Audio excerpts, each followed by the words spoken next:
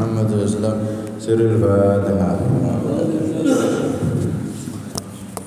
بسم الله الرحمن الرحيم الحمد لله رب العالمين الرحمن الرحيم مالك يوم الدين إياك نعبد وإياك نستعين اهدنا الصراط المستقيم صراط الذين أنعمت عليهم غير المغضوب عليهم ولا الضالين آمين.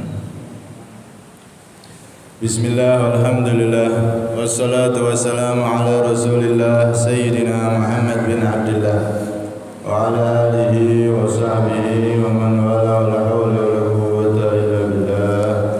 رب اشرح لي صدري ويسر لي أمري واحلل عقدة من لساني يفقهوا قولي وسدد لساني واهد قلبي بحق سيدنا محمد النبي صلى الله عليه وسلم.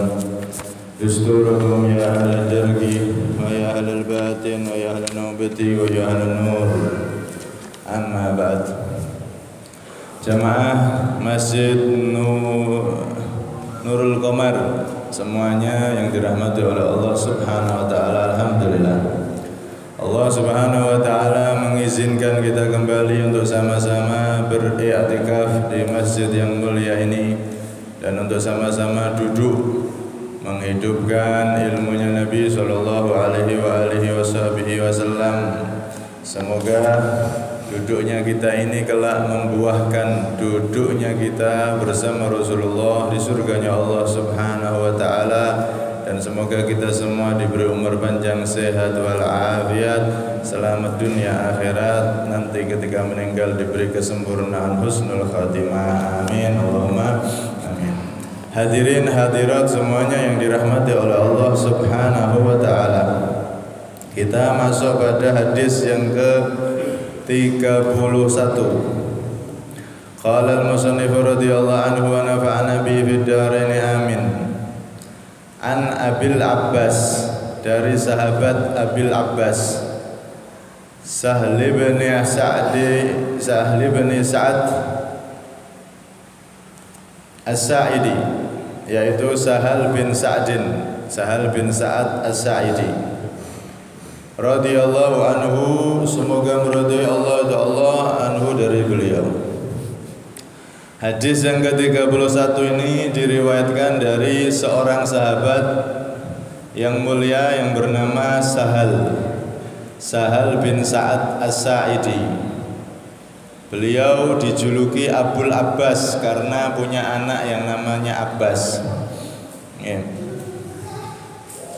Kemudian beliau As-Sa'idi karena kakek beliau bernama Sa'idah. Awalnya beliau itu bernama Huzun. Huzun itu maknanya susah. Diganti nama oleh Nabi jadi Sahal. Sahal itu maknanya gampang. Huzun sedih, susah, diganti sama Nabi jadi Sahal. Nah, Nabi sendiri itu sering mengganti nama orang, bahkan nama kota, bahkan nama lembah, bahkan nama satu wilayah begitu. Sampai-sampai disebutkan bahwasanya Sayyidatina Aisyah radhiyallahu anha mengatakan anna Rasulullah sallallahu alaihi wasallam kana yughayyirul ismal qabih. Kalau ada nama yang kurang baik artinya maka diganti oleh Nabi. Makanya Nabi sendiri dalam hadis mengatakan tasammu bi asma'il anbiya, berilah nama kalian pada anak-anak kalian dengan nama-nama yang bagus, nama-namanya para nabi atau orang-orang soleh. Jadi kalau ada nama yang kurang bagus artinya akan diganti oleh Nabi. Kenapa? Di dalam hadis lain Nabi juga mengatakan innakum tud'auna yaumal qiyamah bi asma'ikum wa asma'i abaikum fahassinu asma'akum. Kalian semua nanti wahai umatku akan dipanggil dengan nama kalian plus nama ayah kalian. Maka perbaguslah nama-nama kalian. Sehingga diriwayatkan dalam kitab Targhib niku Nabi mengganti nama sahabat itu banyak. Ada sahabat perempuan namanya Asiyah Bukan Aisyah ya, Asiyah. Asiyah itu maknanya maksiat. Nek basane wong Jawa nggih Siti maksiat. Nggih. Diganti jadi Jamilah, Siti Jamilah. Ada lagi yang namanya Atalah. Atalah itu maknanya besi, keras. Ada lagi yang namanya Hubab. Hubab itu maknanya ular. Diganti sama Nabi yang kurang pas itu karena memang dulu sebelum masuk Islam kan orang-orang jahiliyah. Nah, para sahabat dulunya kan di zaman jahiliyah. Masuk Islam masih membawa nama-nama jahiliyah. Banyak dari mereka yang diganti oleh Nabi, diganti Hisham dan seterusnya. Bahkan ada juga orang itu namanya Harb itu perang, ngamuan wonge. Nggih. Diganti nama oleh Nabi jadi Silman, okay. Maknanya berdamai. Banyak yang diganti oleh Nabi. Termasuk ada satu pekarangan, satu daerah, itu daerah tersebut dinamakan Afiroh. Afiroh itu gersang. Diganti oleh Nabi kebun itu namanya Khadiroh, kebun yang hijau. Jadi akhirnya jadi kebun yang subur. Karena nama itu doa yang nempel. Ada lagi lembah, lereng gunung gitu, namanya lembah sesat, Syi'bud Dolalah, lembah kesesatan. Diganti sama Nabi Syi'bul Huda, lembah hidayah. Ada lagi bahkan nama suku namanya Bani Zaniyah. Bani Zaniyah itu maknanya suku keturunan Zaniyah itu maknanya zina. Diganti sama Nabi Bani Rusdah. Suku diganti, nama suku diganti, bahkan nama kota dulunya Yathrib diganti oleh Nabi Madinatul Munawwarah. Kenapa? Karena memang nama ini berpengaruh. Berpengaruh doa yang nempel, tafaul untuk mengharap keberkahan dari Allah, kebaikan dari Allah, plus nanti di akhirat itu nama dipakai terus sampai selamanya di surga, namanya yaitu nama yang kita pakai di dunia sampai di surga selamanya kita akan dipanggil dengan nama tersebut. Karena itu sunnah dianjurkan pakai nama-nama yang bagus, lebih-lebih namanya para nabi dan seterusnya. Misalkan namanya nama Jawa gimana? Betul nopo-nopo, yang penting apik. Yang penting maknanya bagus. Kalau bisa pakai nama yang bahasa Arab, Muhammad, Ahmad, Ibrahim dan seterusnya. Tapi kalau memang harus terlanjur maknanya nama Jawa, nek pengen ditambahi Muhammad depannya ya tambah bagus lagi. Dan cara gantinya mboten usah repot. Jenengan misalnya pengen ngasih nama Muhammad, nggak perlu merubah KK, nggak perlu merubah KTP. Wes pokoknya ini nama dari ayah saya misalkan Sukamto, enten jenis Sukamto mboten. Tak tambah ya Muhammad Sukamto. Nah itu cara nambahnya gimana? Udah langsung aja. Saya niat ya Allah nambahi nama Muhammad Sukamto. Udah sah. Terus sampean kalau mau sedekah semampunya monggo. Udah resmi nama itu dipakai terus sampai nanti di akhirat. Kan ada riwayat itu kalau ada orang namanya Muhammad itu neraka sungkan mau bakar orang tersebut karena pakai namanya Nabi Muhammad SAW. Nah, walhasil intinya nama itu sangat berpengaruh sehingga ini sahabat yang meriwayatkan hadis yang ke-31 ini nanti namanya awalnya Huzun, susah. Diganti menjadi Sahal, maknanya gampang. Subhanallah. Dari kecil diganti oleh Nabi sampai akhirnya beliau itu tumbuh dewasa dan memang benar berkah. Sampai disebutkan di dalam riwayat itu beliau sahabat Sahal bin Sa'ad ini karena berkahnya nama yang diberikan oleh Nabi, kehidupannya itu gampang, ekonominya gampang, enak, sampai diceritakan di Mu'jam Imam Baghawi itu menceritakan beliau ini sampai kaya raya. Karena lahu sahabat ini mempunyai harta yang begitu melimpah. Sampai dikatakan Ra'aitu Sahal bin Sa'ad As-Sa'idi sahiban Nabi SAW lahu wafrah, seorang Imam Abdurrahman bin Sulaiman Al-Ghusil mengatakan, aku pernah melihat salah satu sahabat Nabi, beliau mempunyai keluasan dalam ekonomi alias kaya raya. Sampai-sampai Sahal bin Sa'ad As-Sa'idi, sahabat ini itu tampilannya necis, Pak. Jenggote disemir kuning itu, semir kekuningan itu jingga itu. Oren itu. Jadi sudah tua tapi semiran kayak muda jadinya. Kan sunnah itu kalau pakai semir yang kemerah-merahan, yang kuning merah-merah itu. Nek semir hitam mboten angsal. Kemudian beliau pakaiannya bukan pakaian lokal. Izar pakaiannya itu bahkan pakaian izar kotri. Kalau bahasa sekarang itu pakaiannya impor. Saking kayanya ini, gampang kehidupannya sampai pakaiannya pun impor beliau. Sarungnya sarung impor. Maksudnya sarung-sarung yang mewah, yang mahal. Karena memang beliau dalam kehidupan itu diberi keluasan rezeki oleh Allah Subhanahu wa taala. Saking luasnya rezeki sampai-sampai disebutkan karena yatazawwaj, beliau itu menikah sampai 15 kali. 15 ping 15 nikahi. Saking sugih ini. Bisa adil, bisa ini, bisa itu.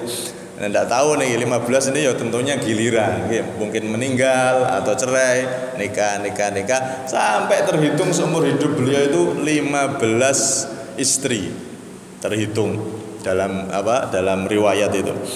Nah, beliau ini termasuk orang yang panjang umur.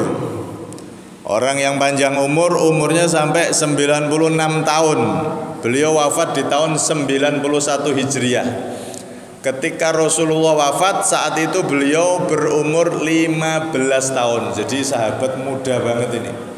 Salah satu sahabat yang kalau bahasa sekarang itu sahabat di bawah umur. 15 tahun, beliau umur 15 tahun, Rasulullah wafat. Berarti sebelum itu kan kurang dari 15 tahun. Sangat muda, akan tetapi dedikasinya, jasanya untuk Islam luar biasa. Bahkan di umur yang seperti itu, sangat muda seperti itu, beliau itu pernah ikut perang yang namanya perang Tabuk.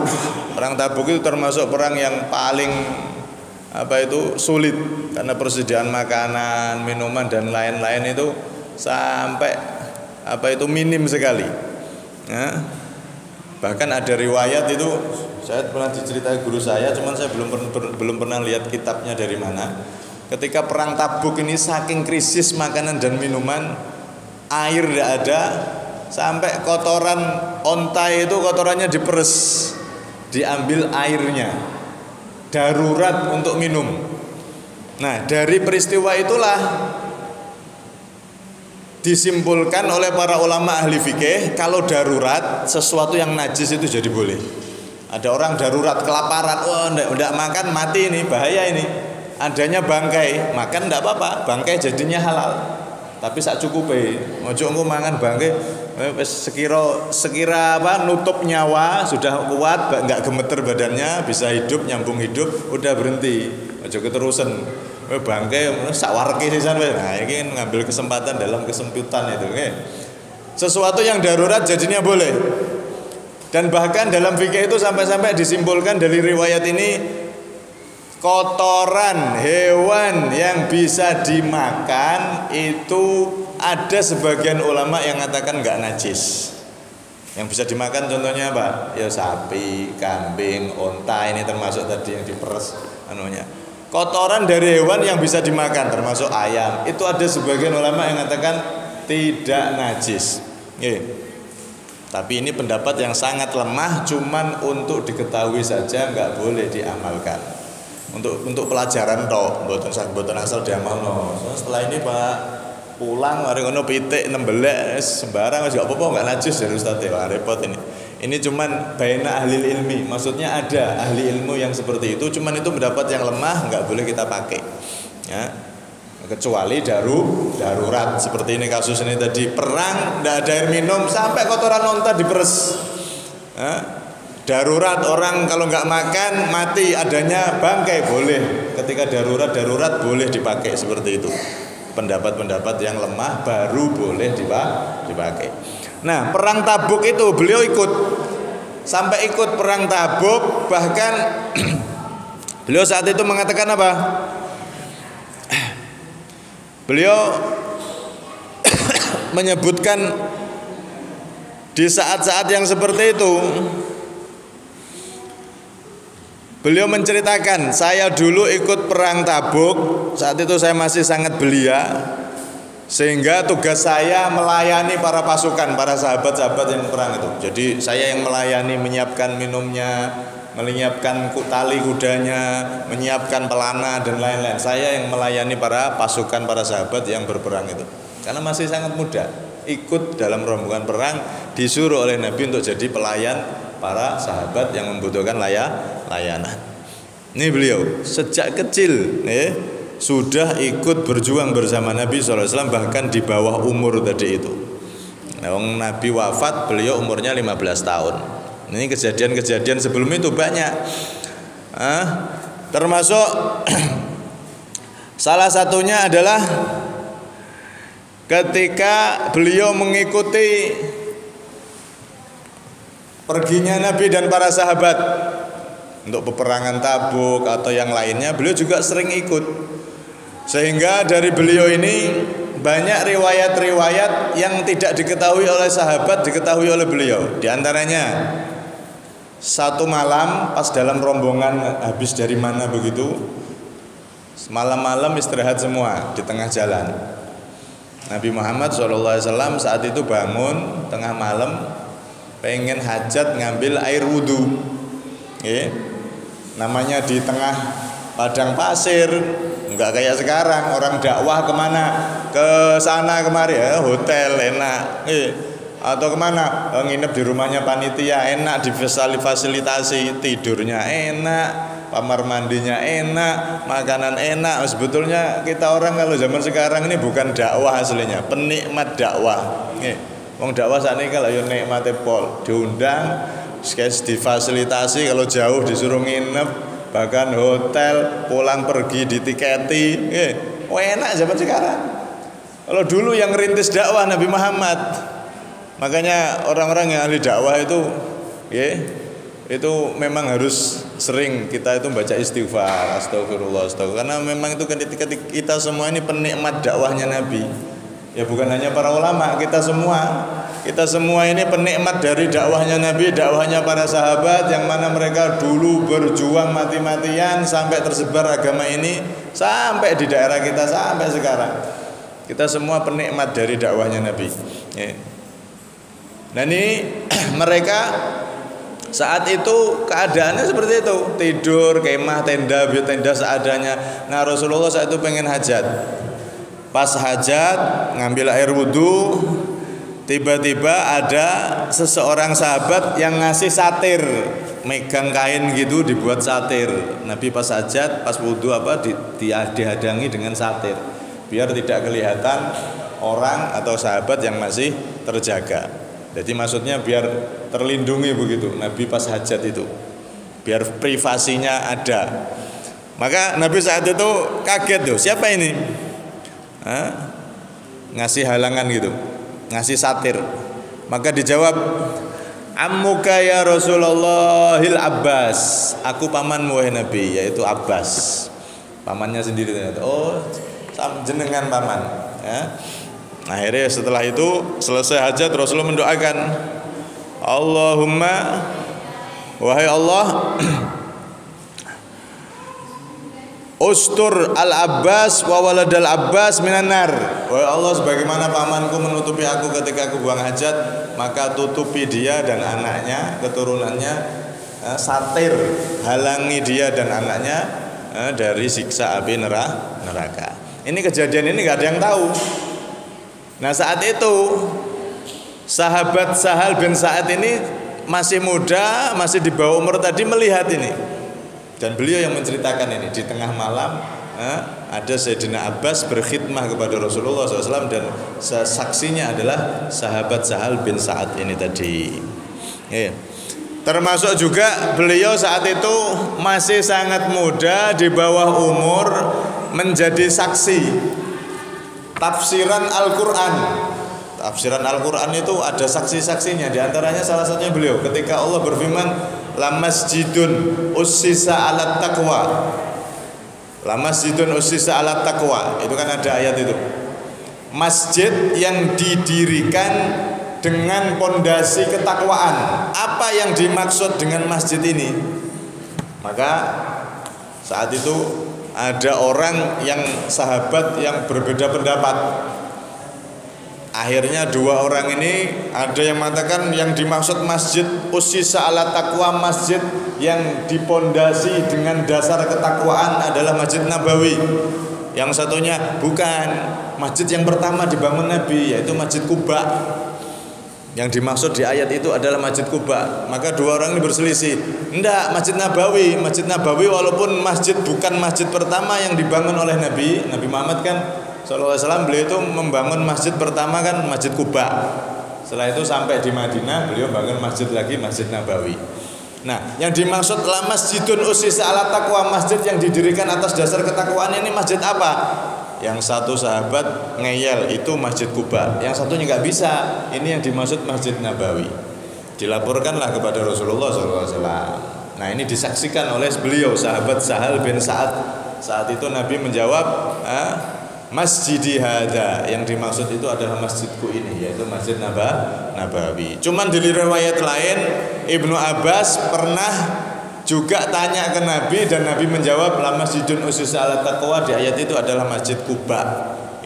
Itu tafsirannya Imam sahabat Ibnu Abbas. Karena itu kalau ada orang umroh atau haji, niku pasti ziarah ke Masjid Quba. Kenapa? Masjid Quba ini adalah masjid yang la masjidun ussisa 'ala taqwa. Kalau Masjid Nabawi jelas Masjid Nabi Muhammad, masjid paling mulia nomor 2 setelah Mekah kan begitu.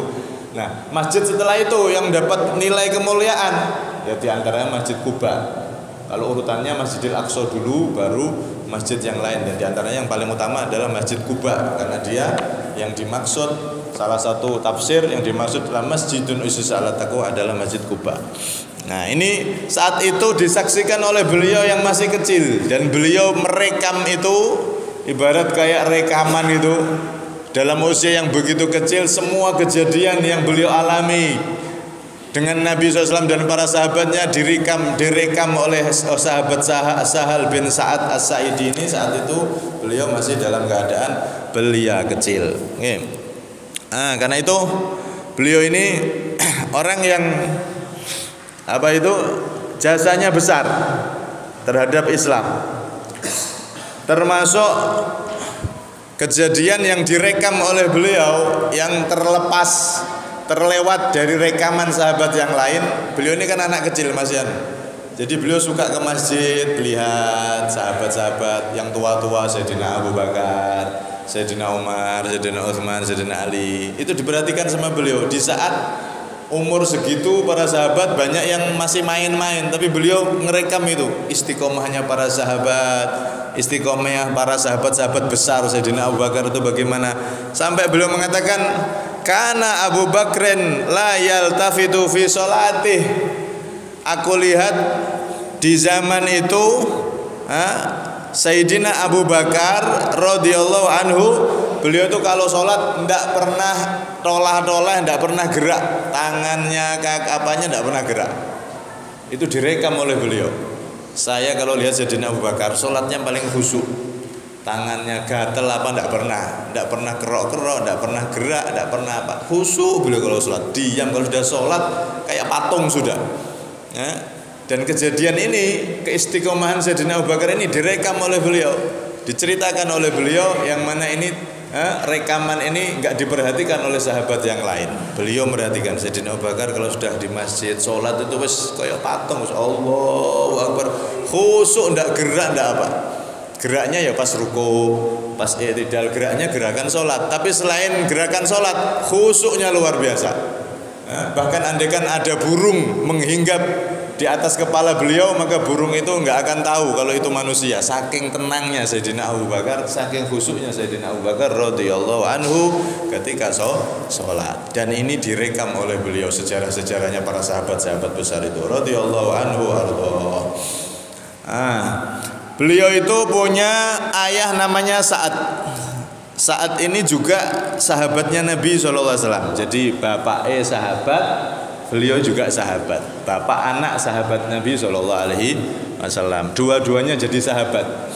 Nah, ayah beliau namanya Sa'ad. Sa'ad As-Sa'idi ini juga sahabatnya Rasulullah Sallallahu Alaihi Wasallam. Nah, ayahnya beliau ini dulu pernah siap-siap pengen ikut perang Badar.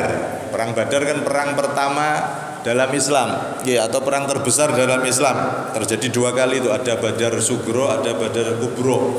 Ceritanya sangat panjang. Yang mana intinya perang Badar itu kan perang hidup matinya Islam. Dulu sudah pernah kita terangkan itu perang Badar. Ya. Nah, ini sahabat-sahabat yang ikut perang Badar itu adalah sahabat paling mulia dibanding sahabat yang nggak ikut perang Badar. Begitu juga para malaikat yang ikut turun bantu ketika perang Badar, mereka statusnya di sisi Allah adalah malaikat yang lebih mulia daripada malaikat-malaikat yang nggak ikut perang Badar. Jadi yang ikut perang Badar kan sahabat dibantu para malaikat karena musuhnya satu tidak imbang. Sahabat cuma 313 kurang lebih, kemudian musuhnya 1000 sekian atau 1000. Jadi 1 lawan 3. Tidak imbang belas, senjata mereka lengkap, sahabat tidak punya senjata. Ya. Akhirnya bisa menang. Kenapa? Allah menurunkan malaikatnya. Nah, malaikat sahabat dari bangsa malaikat, bangsa manusia sahabat yang ikut perang Badar, mereka punya kedudukan istimewa mulia di sisi Allah Subhanahu wa taala, mengalahkan yang tidak ikut perang Badar. Nah, ini ayah beliau pernah mau ikut perang Badar. Cuman nggak jadi. Pas mau hari hanya perang itu malah beliau sakit dan akhirnya meninggal. Cuman udah niat ikut perang Badar. Sebagaimana Sayyidina Utsman itu kan nggak ikut perang Badar itu karena istri beliau sedang sakit. Istri beliau kan anaknya Rasulullah SAW. Mau ikut tapi istrinya sakit, nunggu istrinya. Maka ketika perang Badar pas di perjalanan itu Rasulullah mengatakan, inna fil madinati aqwaman, sesungguhnya di Madinah sana ada sahabat-sahabat yang nggak ikut perang, nggak ikut kesini sama kita, tapi kita tidak melangkahkan satu langkah kecuali mereka juga dapat pahala. Ya.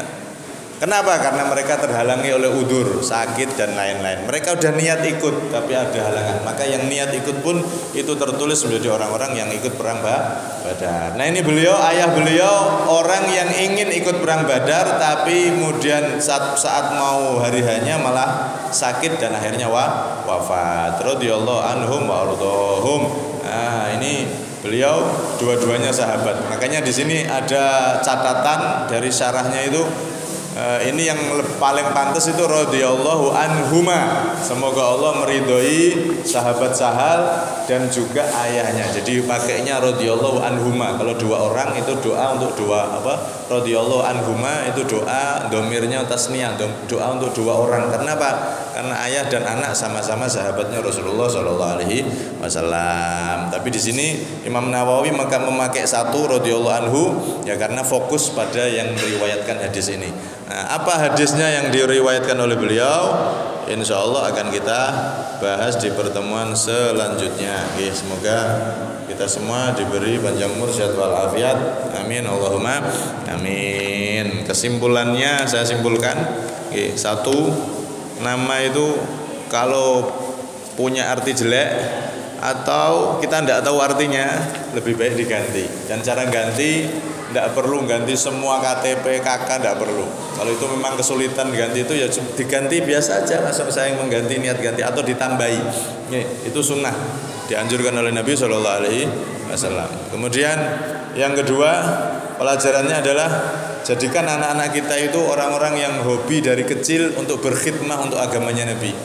Senang dekatkan dengan masjid, dekatkan dengan majelis ilmu, dekatkan dengan Nabi Muhammad melalui majelis ilmu, masjid, TPA, madrasah dan seterusnya. Dari kecil kita didik agar mereka berkhidmah, menggunakan umurnya sedari kecil untuk berkhidmah kepada Rasulullah SAW. Sehingga harapannya yang ketiga akan jadi generasi-generasi orang-orang yang diberkahi hidupnya selamat dunia sampai akhirat. Dan semoga kita semua termasuk orang-orang yang berkhidmah untuk agamanya Rasulullah. kita sama-sama menjadi orang-orang yang insya Allah membahagiakan Rasulullah SAW, sehingga kita juga dibahagiakan oleh Allah Subhanahu Wa Taala. Kita hadir majelis semacam ini, kita niat untuk membahagiakan Nabi, menghidupkan ilmunya Nabi. Semoga kita dibahagiakan oleh Allah dunia sampai akhirat. Kelak di akhirat kita dipermudah bisa bertemu Nabi kita Muhammad SAW, berkumpul di surganya Allah. Itu harapan tertinggi kita saat kita hadir di majelis-majelis yang semacam ini. Harapan tertinggi kita kelak kita bisa gampang ketemu Nabi Muhammad di surganya Allah, bahkan dikumpulkan satu surga bersama Rasulullah, karena almar'u ma'a man ahab, pecinta akan dikumpulkan dengan orang yang dicintai. Itu harapan kita semuanya. Amin Allahumma amin. Kurang lebihnya minta maaf.